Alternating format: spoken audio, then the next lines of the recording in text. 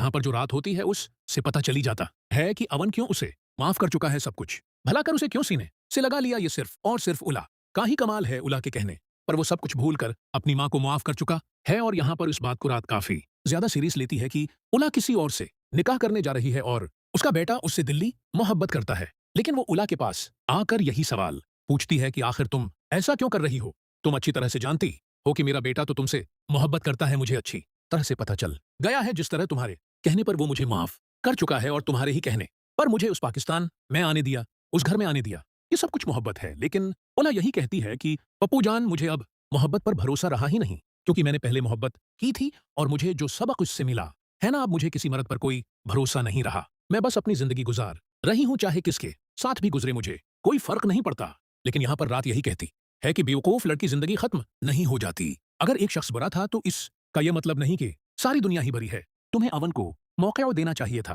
तुम जानती हो कि अवन तुमसे मोहब्बत करता है, लेकिन फिर भी जान अनजान बनकर उसको इस तरह कैसे तुम तड़पा सकती हो? ये बात सुनकर यहां पर उला के पास जवाब तो कोई नहीं होता, लेकिन वो अपनी पप्पू से यही कहती है कि अब फैसला हो चुका है, मेरा निकाह होने वाला है और अब कुछ नहीं हो सकता। लेकिन रात यही कहती है कि निकाह अभी भी रख सकता है। उस तरह अपनी जिंदगी को क्यों फजूल बर्बाद कर रही हो, जिसके बाद आप लोग यही देखने वाले हैं कि रात की अब पूरी कोशिश होगी जिसके बाद आप लोग यही देखने वाले हैं कि रात की अब पूरी कोशिश होगी कि उला और अवन को एक दूसरे के करीब ले आए। रात अच्छी तरह जान चुकी होगी कि दोनों एक दूसरे से मोहब्बत करते हैं, लेकिन गलत फहमियों, डर और माजी के जख्मों ने उन्हें अलग कर रखा है। इसीलिए वो खामोश रहने के बजाय खुद मैदान में उतरने का फैसला करेगी। आने वाली कुश्तों में रात सबसे पहले अवन को समझाने की कोशिश करेगी कि सिर्फ खामोशी अख्तियार कर लेने से मोहब्बत नहीं मिलती, बल्कि अपने जज्बात का इजहार करना भी जरूरी होता है।